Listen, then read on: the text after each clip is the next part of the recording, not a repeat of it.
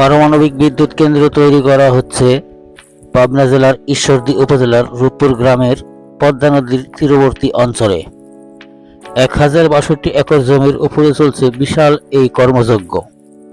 এই প্রকল্পে 10,000-এর অধিক জনবল কর্মরত রয়েছে। রাশিয়ান সহ বিশ্বের বিভিন্ন অঞ্চলের 3,000-এর অধিক লোক এখানে কর্মরত রয়েছে। তাদের জন্য নির্মিত হচ্ছে এই গ্রিন সিটি। আজকে আপনাদেরকে দেখাবো গ্রিন সিটি দেখতে কেমন এবং বিদেশিদের চলাফেরা এবং তাদের লাইফস্টাইল।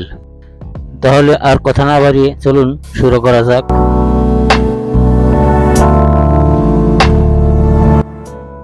প্রিয় দর্শক, যারা এখনো আমার চ্যানেলটি সাবস্ক্রাইব করেন নাই, ঝটপট সাবস্ক্রাইব করে ফেলুন।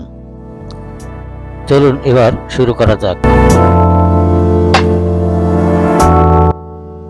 প্রিয় ভিউয়ার্স, দেখতে দেখতে কথা বলতে বলতে আমরা প্রায় চলে এসেছি গ্রিন সিটির সামনে। হাতের ডান পাশে আপনারা দেখতে পারবেন গ্রিন সিটির বিশাল বিশাল অট্টালিকাগুলো, যেগুলো দেখলে সাধারণত মনে হবে যে আমরা হয়তো কোনো বিগ সিটিতে চলে এসেছি বা মেগা সিটিতে চলে এসেছি, ঢাকা শহর বা বিভাগীয় কোনো বড় বড় শহরে। আপনারা যেই ডান পাশে যে বিল্ডিংগুলো দেখছেন, এটা হচ্ছে গ্রিন সিটির ফায়ার সার্ভিস। তার পাশেই যেই বড় বড় অট্টালিকাগুলো দেখছেন, এগুলোই বিদেশিদের থাকার বসবাসের স্থান। বসবাসের জন্য এই বড় বড় বিল্ডিংগুলো তৈরি করা হয়েছে, আর এটাই হচ্ছে সেই গ্রিন সিটি। গ্রিন সিটি সত্যি সত্যি গ্রিন সিটি, কারণ চতুর্থ সাইড পুরো এলাকা জুড়ে শুধু সবুজ আর সবুজ। এই সবুজের মাঝখানেই ফুটে উঠেছে দূর থেকে চোখে পড়বে বিশাল বিশাল অট্টালিকাগুলো। সবুজায়ন করা হয়েছে পুরো এলাকা জুড়ে। ঈশ্বরদীর রূপপুর এলাকায় অন্যরকম একটা পরিবেশের সৃষ্টি করা হয়েছে। পুরো রূপপুর জুড়েই সবুজায়ন করা হয়েছে, আর এই সবুজের মাঝেই মাথা উঁচু করে দাঁড়িয়ে আছে সেই বিশাল বিশাল বিদেশিদের জন্য আবাসনগুলো, থাকার স্থানগুলো, বিল্ডিংগুলো, বিশাল বিশাল অট্টালিকাগুলো। আপনারা দেখবেন চোখ জোড়ানোর মতন বিশাল বিশাল বিল্ডিংগুলো, যেগুলো হাতের ডান পাশে অলরেডি আপনারা দেখতে পাচ্ছেন।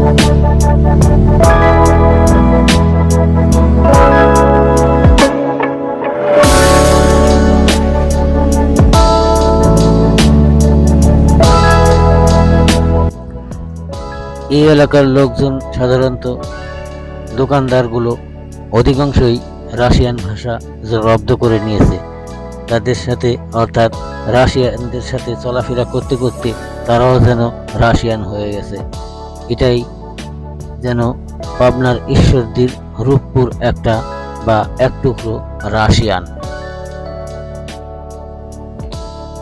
আপনারা এই রূপপুর এলাকায় আসলে, অর্থাৎ নতুন বাজার গ্রিন সিটি, এই এলাকায় আসলে অবশ্যই সব সময় নারী পুরুষ, ছেলে মেয়ে, ছোট বড় অনেক বিদেশি লোকজন চলাফেরা দেখতে পারবেন, বিদেশিদের আনাগোনা দেখতে পারবেন চতুর্পাশেই। আপনারা হয়তো খেয়াল করছেন ভিডিওতে, এর মধ্যে মাঝে মধ্যেই দেখা যাচ্ছে বিদেশি সাদা সাদা লোকজনগুলো, যেগুলো সবই রাশিয়ান বা অন্য কোনো উন্নত কান্ট্রির।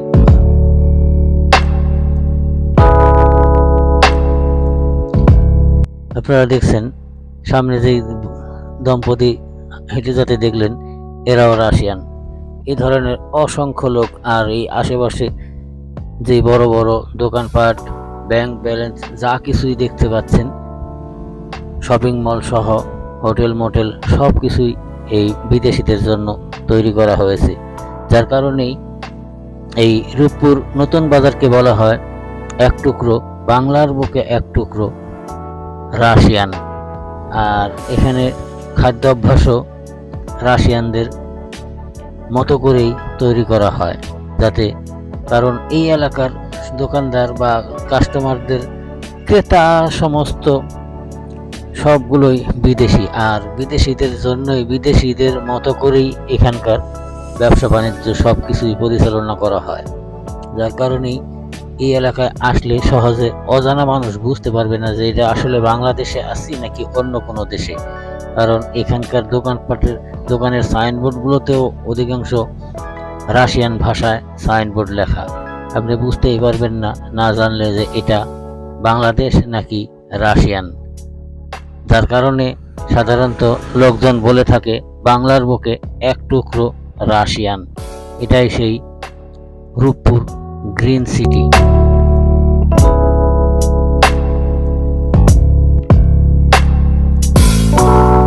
প্রিয় ভিউয়ার্স, অনেকই তো রূপপুর গ্রিন সিটির আশেপাশে ঘোরাফেরা করলাম।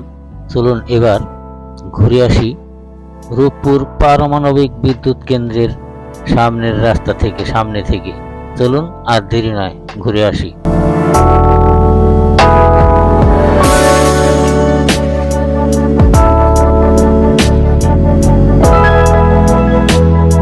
প্রিয় ভিউয়ার্স, আমরা দেখতে দেখতে এগিয়ে চলেছি রূপপুর পারমাণবিক বিদ্যুৎ কেন্দ্রের দিকে। আর একটু এগুলোই আমরা রূপপুর পারমাণবিক বিদ্যুৎ কেন্দ্রের নমুনা দেখতে পারবো ইনশাআল্লাহ। চলুন দেখতে থাকি। এই যে সামনে সাইনবোর্ড বা তারপরে যে টাওয়ারগুলো দেখছেন, পল্লী বিদ্যুতের খাম্বাগুলো দেখছেন, এগুলোই রূপপুর পারমাণবিক বিদ্যুৎ কেন্দ্রের থেকে দেশের অন্যান্য বিভিন্ন লাইনে ট্রান্সফার করা হয়েছে বিদ্যুৎ লাইন। হাতের বাম পাশে যে স্থাপনাগুলো দেখতে পাচ্ছেন বা দেখবেন, এগুলো সব কিছুই পারমাণবিক বিদ্যুৎ কেন্দ্রিক।